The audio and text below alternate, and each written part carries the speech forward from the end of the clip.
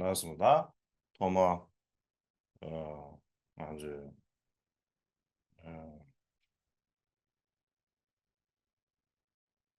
하다, 그 유명한 그 수요일에 베베 수만 가는 무제다. 나는 신기, 여지부가 초류를 무제. 한번, 나는 신기, 아주, Benvenuti a tutti i vari Lama e Rinpoche, Mingyur Rinpoche, 나는 신기, rappresentanti di tutti i guru, 나는 신기, 아니, 정확한 베베, i vari Kempo, monaci e monache e tutte le persone che sono venute dalle varie direzioni e vi offro i miei saluti, il mio benvenuto. 조지 남바, Ora continuiamo con gli insegnamenti da dove abbiamo lasciato ieri. 그린디 쉬야가 다 범도 시비나 조지 동라고 쭉 E 마시지 questo è un riassunto della vita di Atisha. Ha studiato grammatica e scienze, le scienze comuni, della conoscenza comune, fino all'età di 10 anni. E poi dagli 11 anni in poi ha studiato altre aree di conoscenza come la grammatica, l'epistemologia, la logica.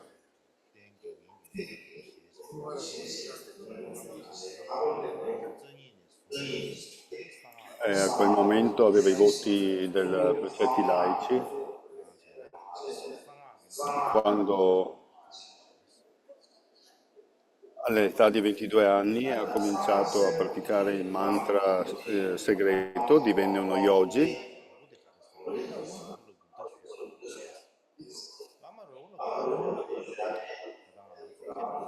Il suo primo maestro di Vajrayana, da cui ha ricevuto l'iniziazione, si chiamava Rahula Gupta.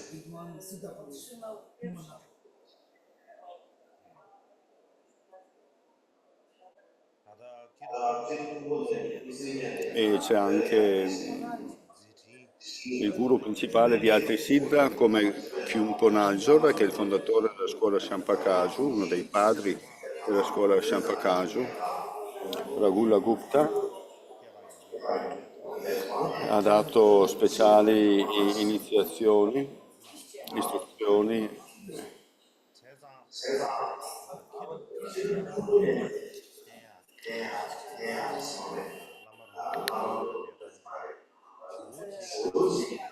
e poi è apparso da Tisha.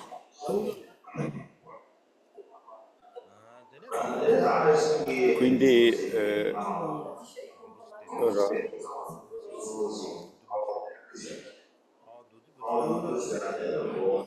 quindi Rahula Gupta è stato sia maestro di Kyumpo Naljor che maestro di Atisha, quindi erano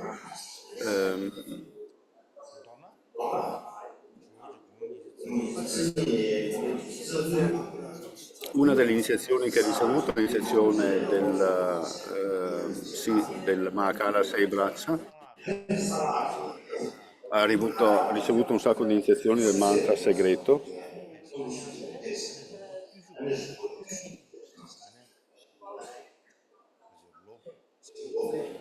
E non è chiaro se ha studiato con lui per 3 o 6 anni e nella condotta yogica della consapevolezza coemergente.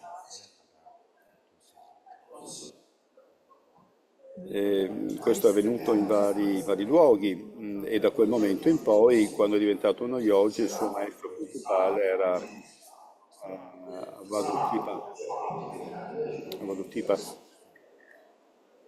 Nel commentario è scritto che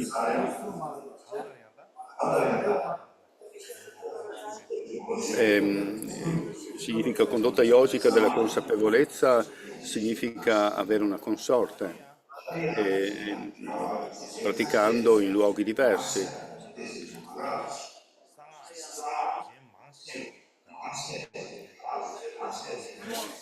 In realtà questa pratica del mantra segreto, queste pratiche yogiche erano le stesse pratiche che facevano altri Mahasiddha ed sono pratiche che vengono fatte in posti isolati. Atisha era diverso dagli altri per certi versi. All'età di 29 anni ha preso i voti monastici.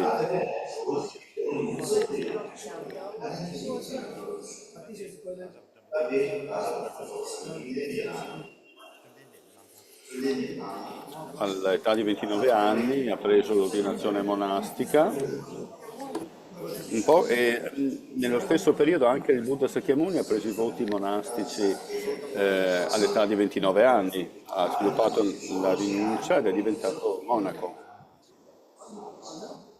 Quindi un'altra cosa che Atisha e il Guru Sakyamuni hanno in comune, che è quella di going forth in inglese si dice, significa fare un passo avanti, che significa abbandonare il samsara prendendo i voti monastici.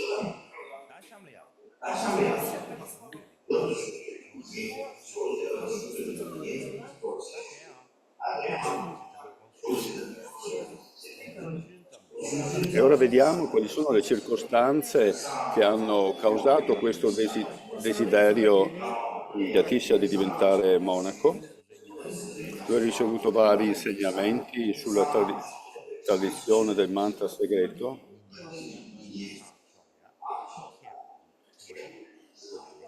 Era, come dire, ha raggiunto, era uno scolaro, era un praticante tantrico di eccellente qualità.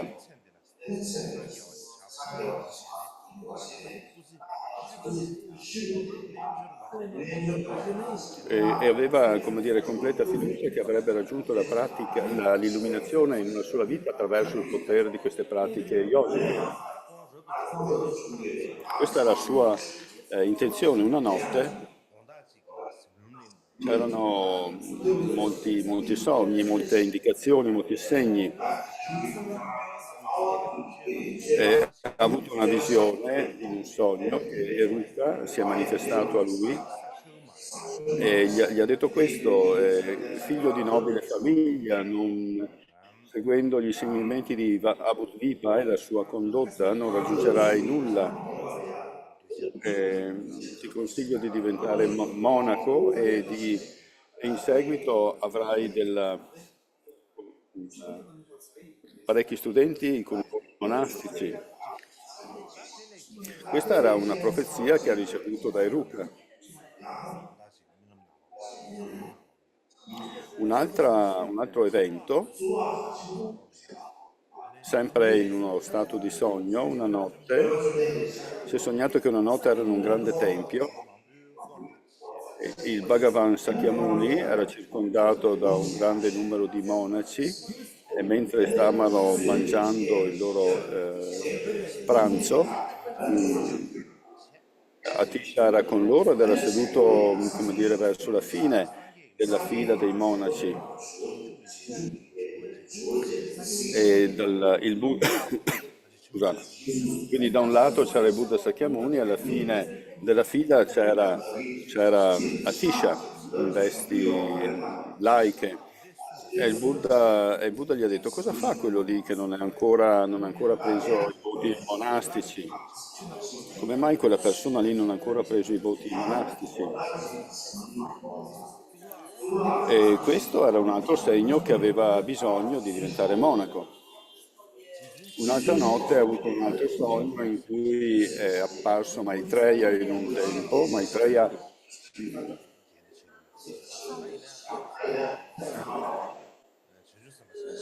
di solito le vesti del Bodhisattva, quindi con i gioielli, le sete, eccetera. In questo sogno invece era vestito da monaco. Maitreya era vestito da monaco. E Maitreya dice: questo posto è per i monaci, tu sei un laico, non venire qui.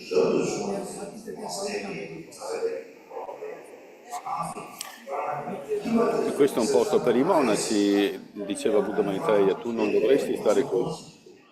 Non è un posto per i laici.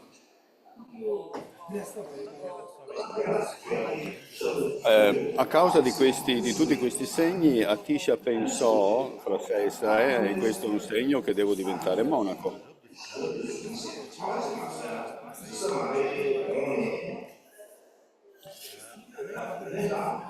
Se non divento monaco non andrò avanti sul mio sentiero, le cose non funzioneranno. A,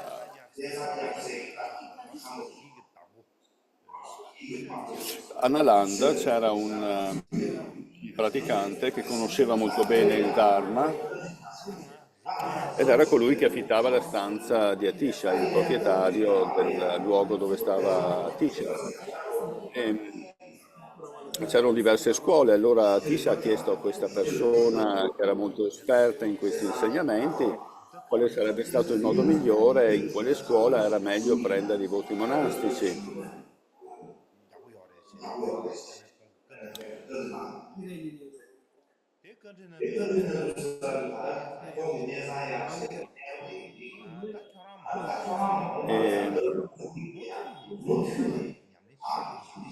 E e il laico che gli affittava la stanza dove Tisha si trovava, dove viveva, gli disse: Ma tu hai intenzione di rinunciare al Vajrayana oppure no? E Atisha rispose: Certo che no. E quindi la risposta di questa persona era: allora devi entrare nella scuola del Mahasangika. Certo, io prenderò i voti monastici, ma ho intenzione di continuare a praticare il Vajrayana. Fra le varie scuole, fra le varie scuole, quello che questa persona gli ha consigliato è di seguire la scuola Mahasangika.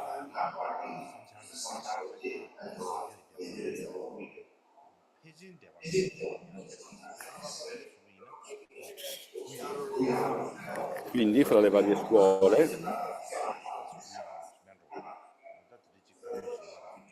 è una scuola un po', come dire, più rilassata, meno rigida. E quindi questo è il consiglio che ha ricevuto. E quindi all'età di 29 anni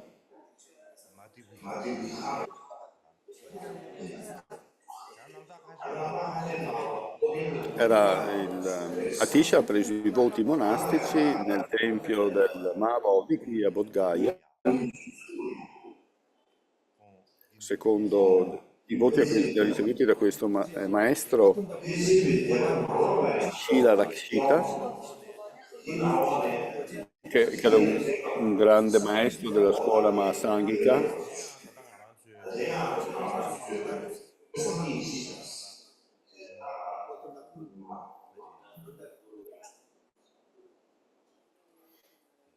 E questo, questa linea di Mahasangika veniva da Buddhayana, Buddhajnana.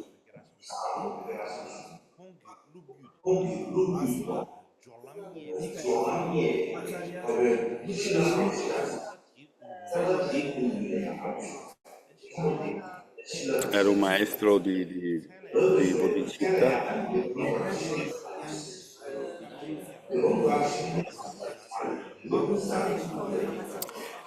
A Tisha gli è stato dato il nome di Pankara Sri Snana, quindi il suo nome completo era Atish di Pankara Sri Snana. Snana significa saggezza.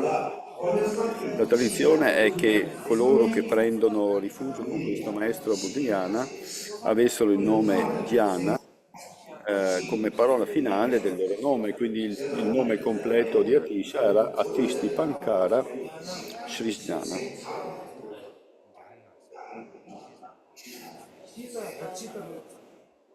Dhyana significa saggezza.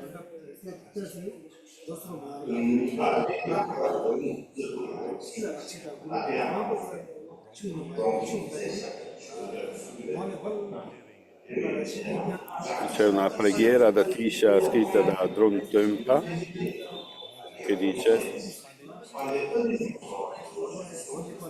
che dice che senza attaccamento ai piaceri sensoriali ha lasciato la ricchezza della famiglia reale, della legalità, è diventato un monaco nella scuola Mahasangika e al glorioso Atisha io supplico e rendo omaggio. Questo è un testo che viene da Don Trumpa. Quindi da quel momento in poi eh, Atisha,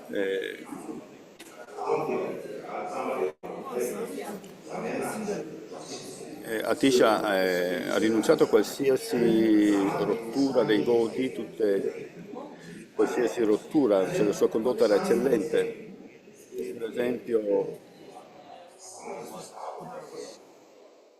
Per esempio, non si sarebbe nutrito neanche di fiori che sono cresciuti da un vaso di terracotta, perché di solito gli hanno chiesto perché non prendi questi fiori e Atisha ha risposto che questo contenitore è stato usato per la birra e quindi potrebbe essere contaminato.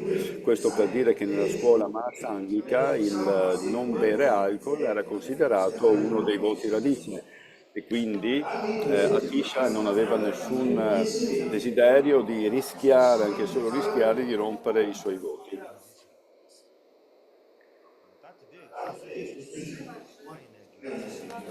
Nella scuola Mahasangika il voto di non bere alcol è un voto radici. Questo è quello che c'è scritto nel Vinaya, nel canone monastico della scuola Mahasangika, perché bere alcol è considerato la radice della rottura degli altri voti, quindi è un voto importante, un voto radice.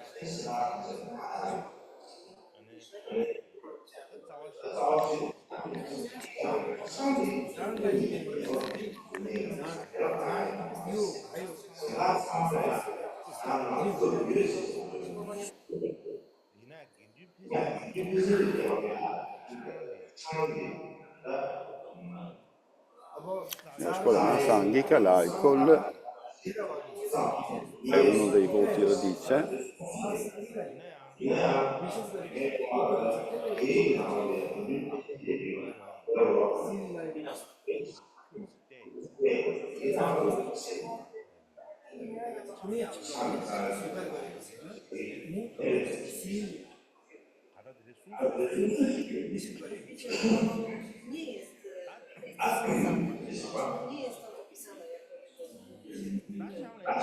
Quest'ultima parte, scusate, non l'ho capita. Ci sono dei problemi con l'audio per cui mi arriva la voce del tempo, mi arriva a ondate. Passiamo ora al il significato del suo nome. Quindi il suo nome completo era Atish Dipankara Shnana. Ci sono diversi significati del suo nome. Il nome principale è Atisha. Atisha significa eminente, preeminente, qualcosa che è molto importante.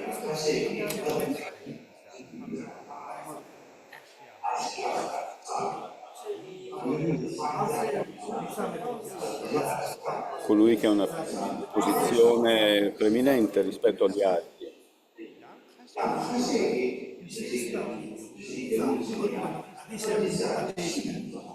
Un altro modo di spiegare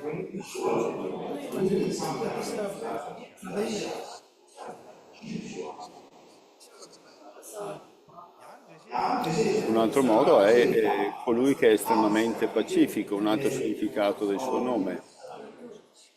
Un altro modo per interpretare il suo nome è che la lettera A significa grande yogi, la lettera T significa grande pandita, grande erudito e l'ultima sillaba Shah significa grande monaco.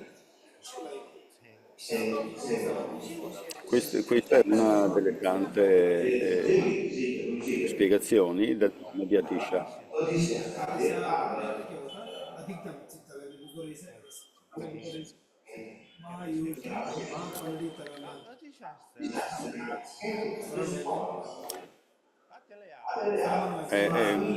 È molto conosciuto.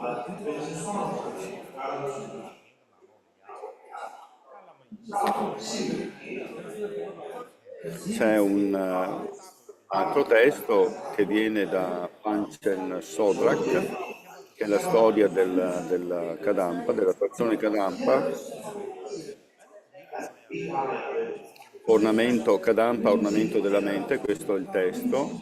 E in questo testo Janchup O, che era stato uno dei maestri della conoscenza superiore e della compassione, Janchup O ha visto che questo maestro, Atistipankara, aveva una conoscenza superiore rispetto a tutti gli altri pandita e anche una compassione superiore agli altri pandita, e quindi aveva l'abilità di illuminare gli insegnamenti preziosi, e a causa di queste sue qualità fu chiamato Atisha.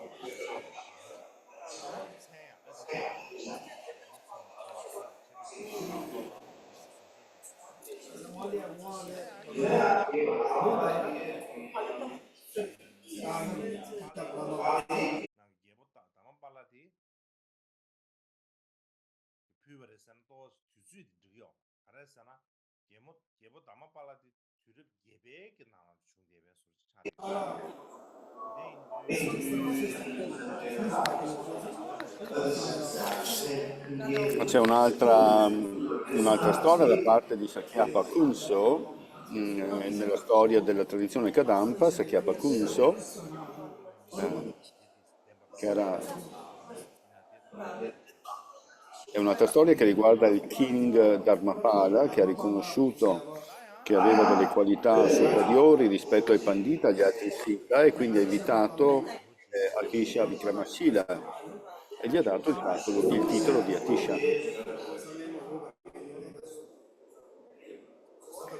Comunque, se questo è il Dharmapala della Pala Dynasty, della dinastia Pala, il tempo e il periodo non, non matchano, non collimano, perché Dharmapala di questa storia è vissuto nell'VIII secolo, Atisha invece è nato nel 1982 più o meno, e quindi le date non collimano, i periodi non collimano. Quindi io penso che sia più logico pensare di attribuire l'origine del nome Atisha alla storia menzionata prima, che viene da Changsub E.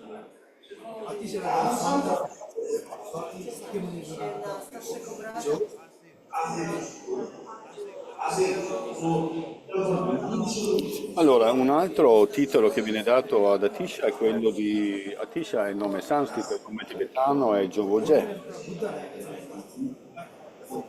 È lo stesso nome delle due statue più importanti che ci sono a Lhasa, in Tibet, la capitale del Tibet.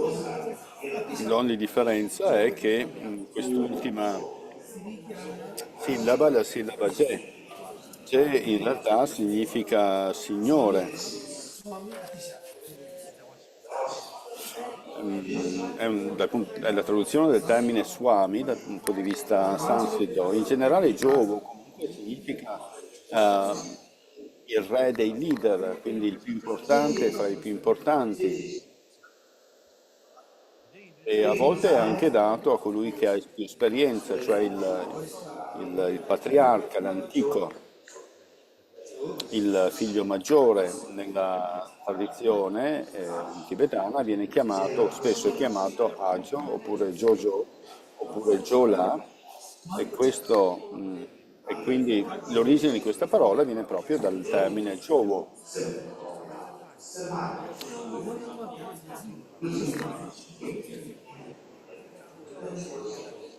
Può anche essere compreso questo termine per significare la statua del Buddha nella sua forma Sambhogakaya, quindi con i gioielli, gli ornamenti, come per esempio la statua del Jovo a Lhasa. In breve, Jovo è una parola di, come dire, che loda le qualità supreme per qualcuno che ha, è un termine che viene usato per una persona a noi molto cara, per la quale abbiamo una grande stima, il più importante dei più importanti, il più prezioso di tutti i preziosi. Quindi in ogni caso in tibetano non c'è nessun altro che viene chiamato Jovoje e quindi quando noi sentiamo Jovoje pensiamo immediatamente ad Atisha, ad Atistipankara. Questo significa qual è il sentimento di devozione, il rispetto, la stima che il popolo tibetano ha per Atisha, il senso di gratitudine per la loro gentilezza. È un feeling particolare che i tibetani hanno per Atisha. Veramente è un sentimento di rispetto e devozione che viene dal più profondo del cuore.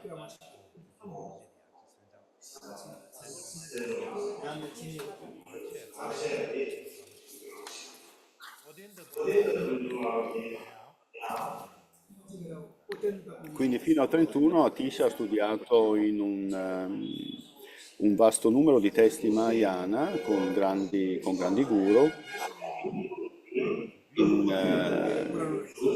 Lui ha studiato principalmente a Vikramashila e Odantapuri.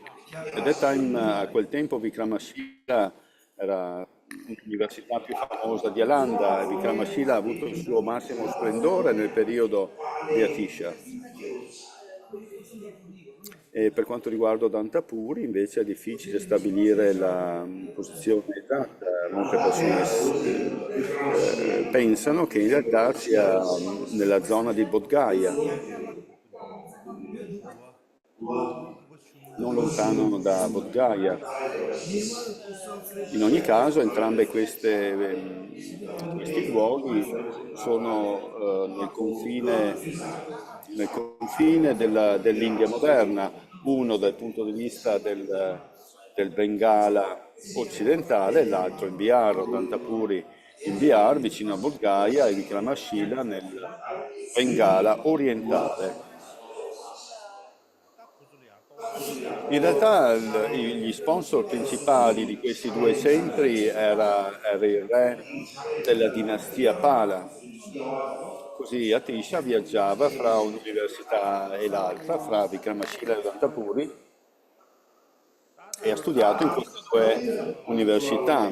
Primariamente l'abate di Vikramashila, Sila Rakshita, ha ricevuto i quattro insegnamenti del veicolo fondamentale del Vinaya e delle quattro scuole, quindi Mahasangika, Theravada, Samatiya e Sarvastivada, senza mescolare le pratiche di queste scuole, quindi senza fare confusione, senza mescolare gli insegnamenti, le regole di queste varie tradizioni, tuttavia Tistipankara ha ricevuto insegnamenti in ciascuna di queste quattro.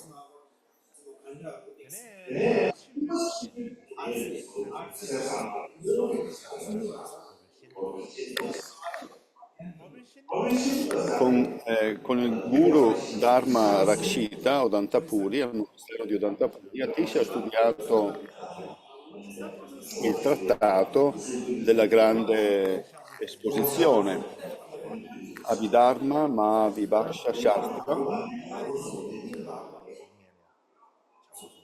Questo testo, che ha 800 fascicoli, fu scritto da Arya Upagupta e questo testo è detto essere la base comune delle quattro scuole. Di solito Per studiare questo testo sono necessari 12 anni di studi. 다는 신급디 류가 Ma Atisha era così diligente che è riuscito a studiare questo testo in 7 anni. 다는 신 주어지기 Non solo, ma per nel rispettare i suoi vari impegni, le sue ordinazioni e i suoi voti, 신급디 주산에 studiava per 6 giorni 그게 e poi lasciava alla fine del sesto giorno in modo da non rimanere 7 giorni consecutivi, come diceva nel Lekpe Sherab.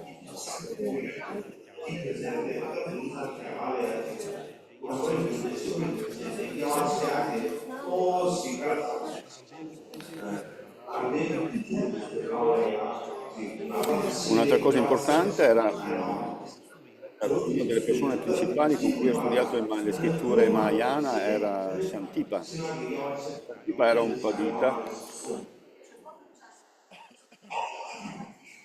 제가 가다가 개박개라 좀 All'epoca c'era una confusione, era difficile per le persone distinguere ciò che erano insegnamenti buddisti e insegnamenti non buddisti. Era detto che solamente Atisha e Shantipa erano in grado di distinguere le differenze fra gli insegnamenti del Buddha e gli insegnamenti non buddisti.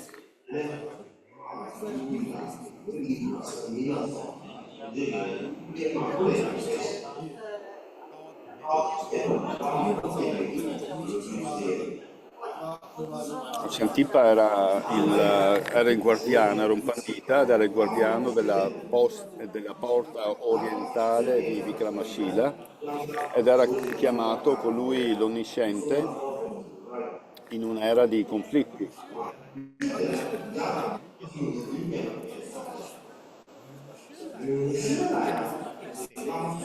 Sembra che abbia ricevuto 157 guru.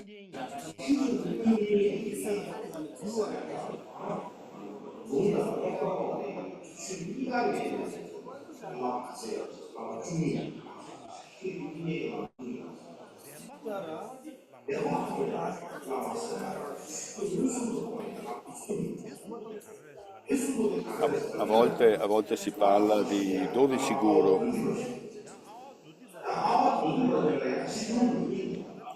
Il numero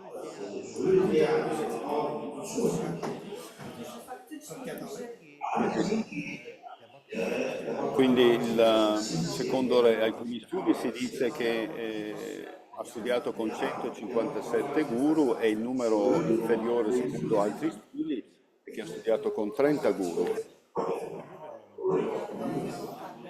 Atisha ha viaggiato nell'India centrale, a Sumatra, a Ceylon, che all'epoca era chiamata Copperland, cioè l'isola di Rame.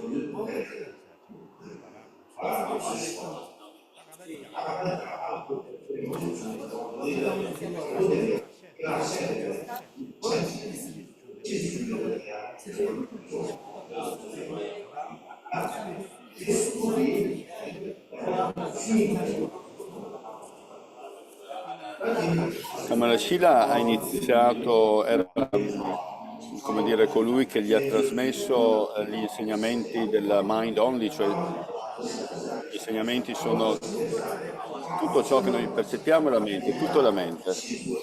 Quindi in realtà Atish Bankara ha ricevuto insegnamenti da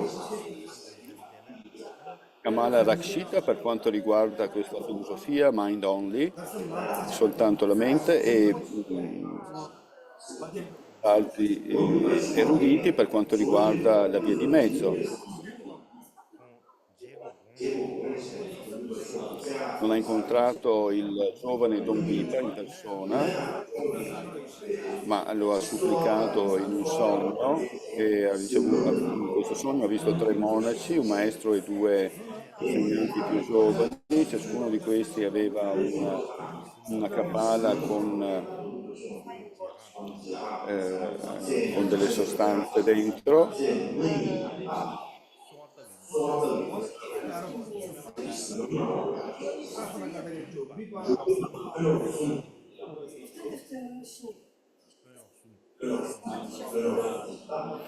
Dombipa era appunto con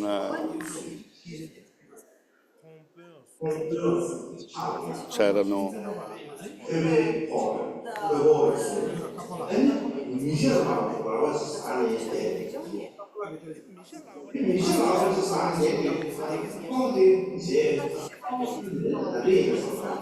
scusate, ma il suono va e viene per cui non riesco a capire bene.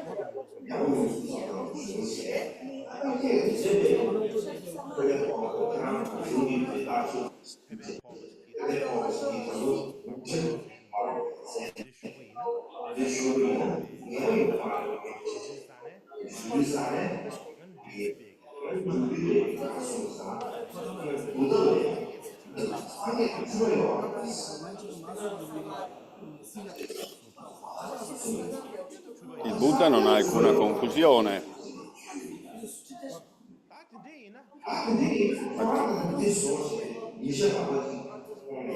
Scusate, ma questo passaggio con l'audio che ho non riesco a tradurlo, è chiaro.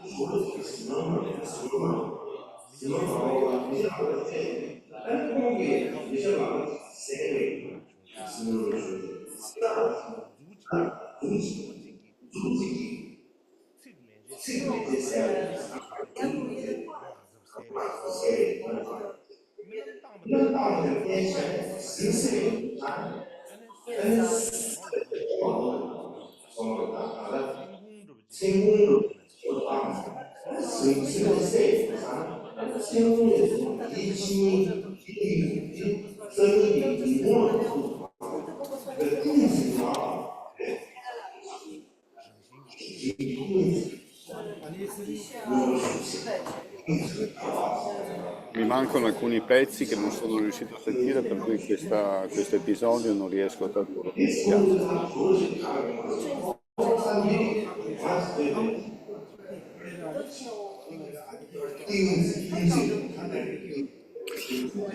Quindi, riassumendo, in realtà Atisha ha ricevuto insegnamenti dal punto di vista filosofico riguardo tutto è la mente, Mind Only School, la scuola dove tutto è la mente, da Kamala Rakshita, e poi ha ricevuto insegnamenti per quanto riguarda la via di mezzo.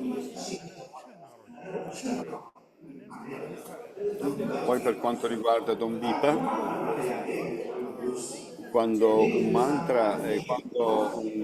praticante della tradizione del mantra segreto tocca i piedi di Don Bipa dice,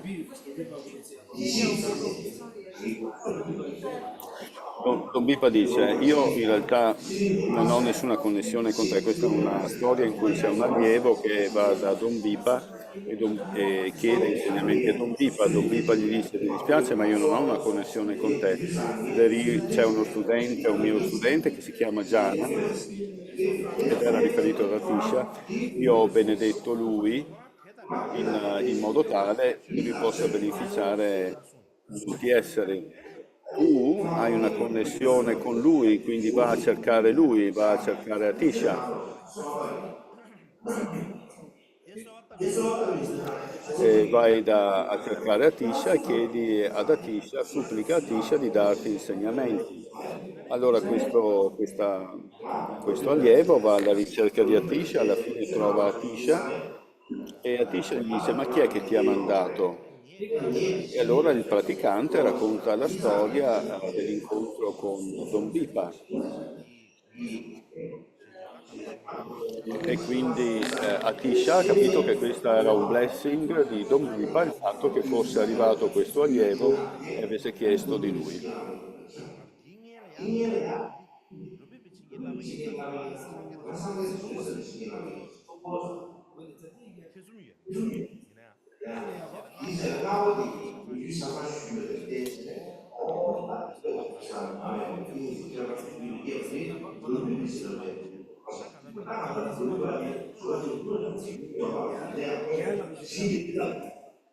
Ci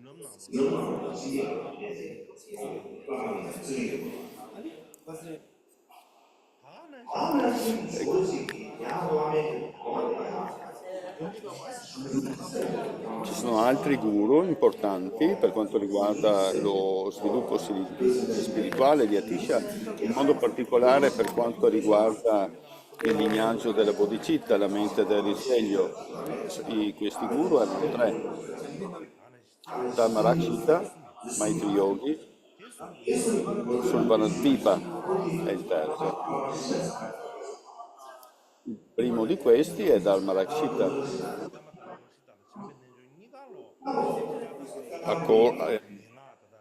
Dal punto di vista della tradizione orale, il suo livello di bodhicitta era così profondo che a un certo punto la storia ci dice, la biografia ci dice che ha incontrato una persona che aveva bisogno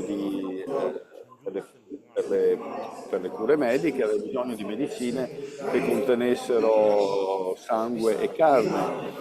E Dharma Rakshita, senza nessuna esitazione, ha tagliato un pezzo della sua carne dal suo corpo e ha dato un po' del suo sangue per fare queste medicine. Questa per noi è una storia estremamente difficile da concepire, è inconcepibile una cosa del genere per noi. Ma ci dice che in ogni caso, come fa una persona a tagliare la propria carne?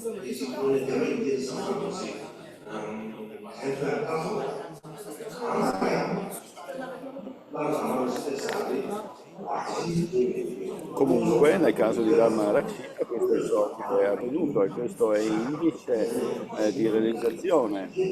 E se una persona è capace di dare la propria carne e il proprio sangue per il beneficio degli esseri, questo significa che ha effettivamente un altissimo livello di realizzazione di bodhicitta, la mente del risveglio.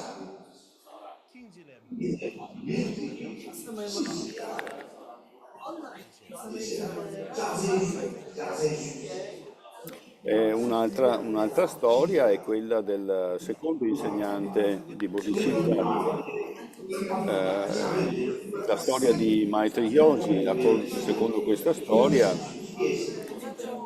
c'era qualcuno che stava picchiando selvaggiamente un cane con un pezzo di ferro, un bastone una barra di metallo, e quando il guru ha visto questo ha provato una grande compassione, ha deciso di prendere su di sé le sofferenze di questo cane e sia quelle emotive che anche quelle fisiche,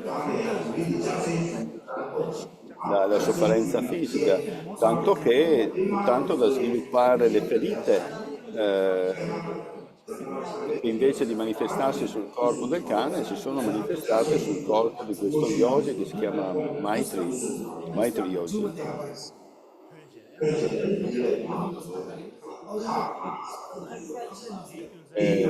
Sangue e pus originarono da queste ferite.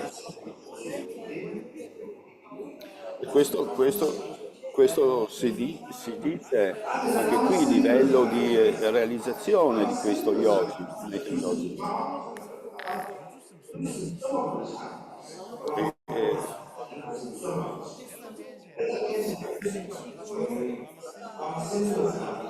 Questa è una bodhicitta incarnata.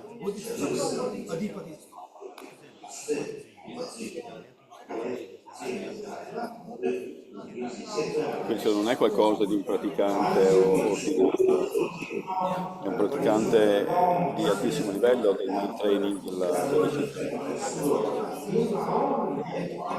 Il terzo maestro, Suvarnadvipa, era detto un'emanazione, un'incarnazione di bodhicitta in sé, è detto che lui era la bodhicitta in sé, era una bodhicitta vivente.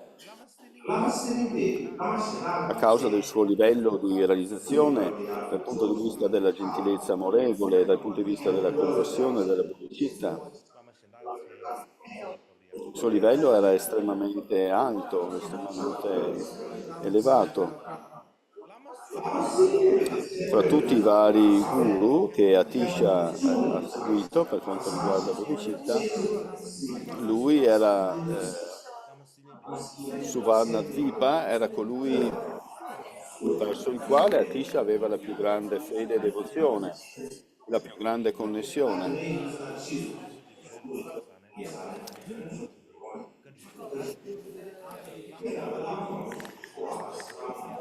Atisha aveva un reliquiario con un parasole di argento nei confronti per Sulvanadipa e lui faceva delle offerte mensili per Sulvanadipa.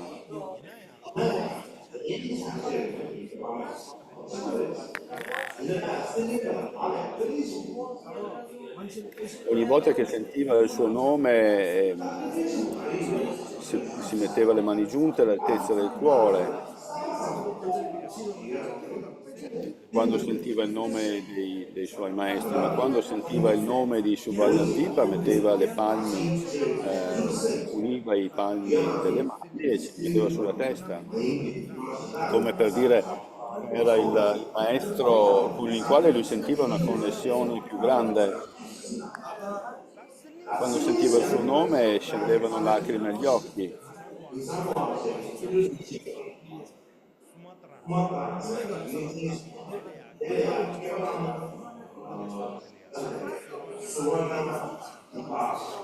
Quando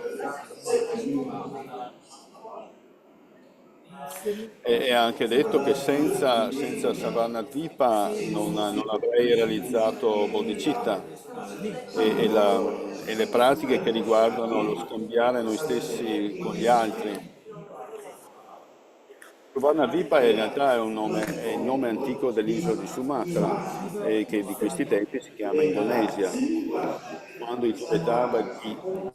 Quando noi traduciamo questo in tibetano è chiamato Serling.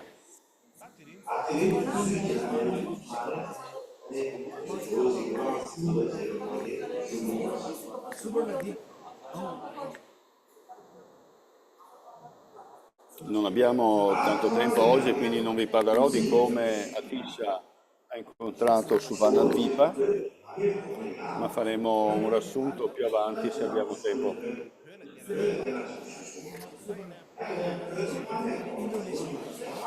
Qualcuno si può chiedere che tipo di guru Atisha era in India.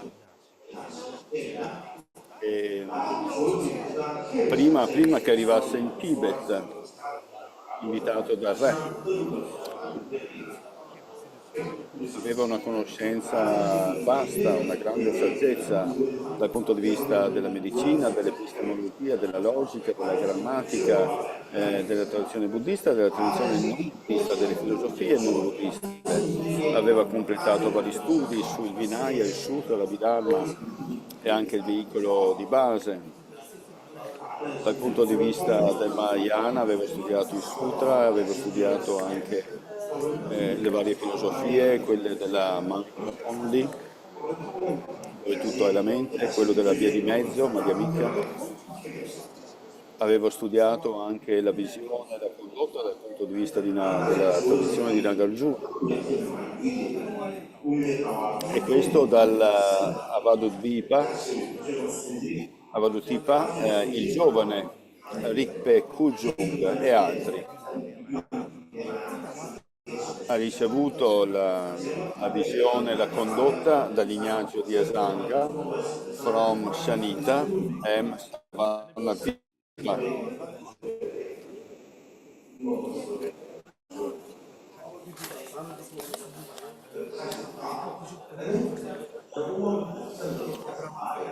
In molti casi Atisha ha praticato queste due tradizioni in modo congiunto, sia quella della via di mezzo, che viene da Nagarjuna, sia quella della vasta condotta della mind only, lo lasciamo in inglese per più chiari, che arriva attraverso Asanga, quindi in realtà ha praticato sia la tradizione di Nagarjuna che quella di Asanga in unione. E questo è il motivo per cui ha avuto una grande influenza sulla tradizione, sulla diffusione del buddismo in Tibet.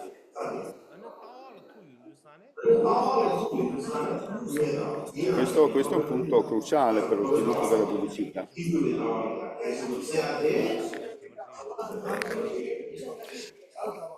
Quando si parla della visione, la visione è quella della via di mezzo, e in particolare quella che è detta conseguenzialista, quella che è arrivata attraverso la tradizione di Sandra Kirti. Questa è considerata la più importante. Questa ha avuto una grande influenza sul pensiero, l'insegnamento di Atisha.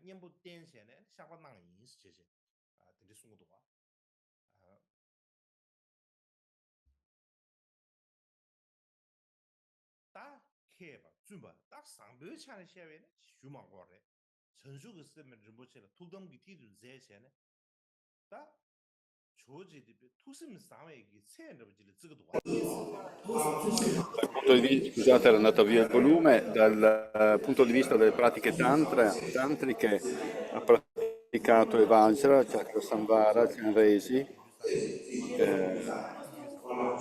i tre Samaya, Tara, Achala, e fra queste la divinità principale era Tara. Dal punto di vista monastico, la condotta di Atisha è incredibile, non ha mai rotto i suoi voti di Pratimoksha. Occasionalmente qualche leggera mancanza dal punto di vista dei precetti di Bodhisattva, che sono difficilissimi da mantenere. Dal punto di vista del Samaya tantrico, qui e lì qualche imperfezione, ma non li ha mai lasciati neanche per un solo giorno. E la sua pratica principale era bodhicitta. E in realtà fra i vari lama lui è considerato colui che aveva un altruismo più autentico. Prima di andare in Tibet, Atisha fu anche discepolo di Vikramasrila e, come è scritto anche nella storia del Tibet, degli insegnamenti dell'India di Taranata. Ha incontrato anche l'abate di Odantapuri